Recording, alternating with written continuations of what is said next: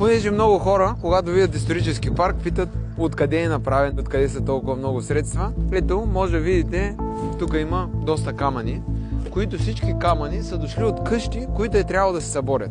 Вместо да отидат някъде, да ги изхвърляте и така в природата, това, което правим ние, ето може да видите момчетата как разделят пластмасата от дървения материал, от желязото.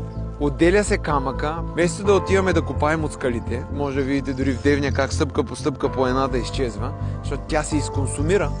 Ние от готовия отпадък, който е, камъка отива в дворците, другите материали се разделят и всяко нещо отива по предназначение. Когато е дървен материал, вместо някой, който се отоплява на дърва, да отиде, да отсече дърво някъде, което фотосинтезира и дава кислород, ние ги даваме на хората, които да си ги използват в печките и хората се чудят и казват: абе, гледай сега, колко много пари трябва да се направи това нещо. Не, парите са навсякъде около нас.